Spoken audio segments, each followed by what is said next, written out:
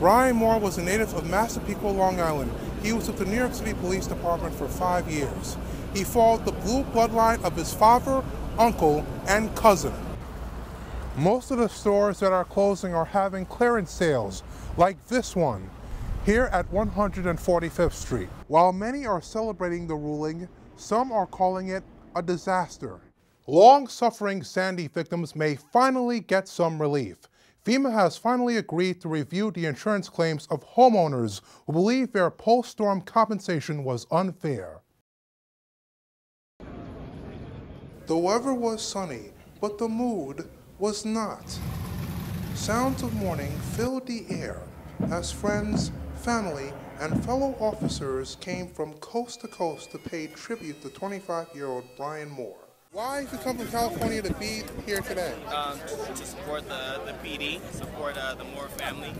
We're all brothers and sisters out here. One of us falls. That's a blow to all of us nationwide, you know. Brian Moore was a native of Massapequa, Long Island. He was with the New York City Police Department for 5 years. He followed the blue bloodline of his father, uncle, and cousin. Moore made 150 arrests and was honored with 4 police service medals during his brief career. We put our life on the line, and you know it's a dangerous job, and it's sad he paid the ultimate sacrifice, serving his community. Demetrius Blackwell is accused of firing 3 bullets into Moore's head using an illegal handgun. At the funeral mass, Officer Moore was eulogized by Mayor Bill de Blasio. We all are heartbroken, as are the people of our city. Brian Moore represented the best of New York City. He was brave, for sure, but his bravery was matched by his compassion. Brian was the man in the arena for all of us. And so with great honor and great sadness, I posthumously promote Police Officer Brian Moore, Shield 469, to Detective First Grade in the New York City Police Department.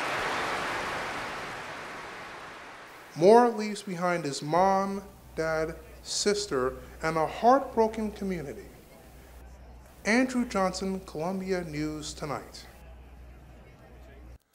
Last night at One Police Plaza, there were signs, chants, and alternative forms of protest, including rap songs, dances, and martial arts demonstrations. It's not a Mortal Kombat fight, but this is a fight. We're fighting for equality in America. You know, what's going on with the police is absolutely insane. And what's going on in this country is insane. Joel Ronson is a young comedian and musician from London who moved to the city 3 years ago. He was one of many here last night watching what organizers called a block party.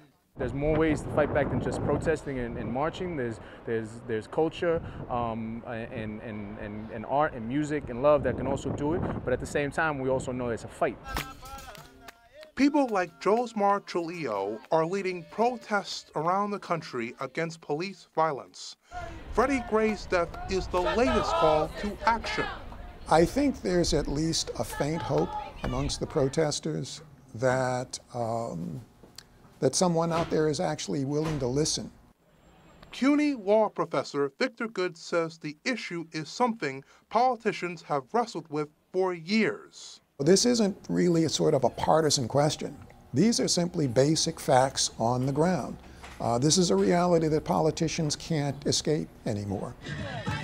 As darkness fell, the party and protesting continued. The event was organized on Facebook. You know, our people have this already innately in them, and so it's just a matter of just tapping into that.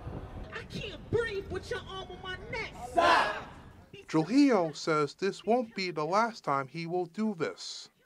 We fight back with our voices, we fight back with our bodies, we fight back with our music, we fight back by any means necessary.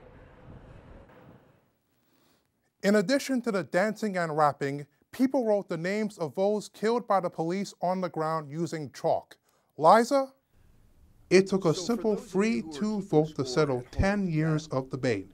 FCC Commissioner Tom Wheeler voted yes, ensuring consumers and businesses will have the same access to high-speed internet service. No one, whether government or corporate, should control free and open access to the internet. With the vote, internet users around America, like James McKenty and Amelia Bruner, will not have to fear slowed down access to their favorite websites. I commented on the FCC site multiple times. Data can be transferred and communicated equally across any nodes in the network. While many are celebrating the ruling, some are calling it a disaster. Internet service providers like Comcast and Verizon are among them. So are congressional Republicans like John Foon. The internet is going to be subject to the heavy hand of regulation as opposed to the light touch that's been utilized for so long up until this point. Columbia University computer science professor Vishal Mishra says the public is focused on the wrong problem. I hope 4 million people write to the FCC and demand greater competition. That's a much better solution than these net neutrality regulations. Mishra says that the best way to guarantee that the internet will continue to get faster is for the government to create more competition among the big service providers. Michaela?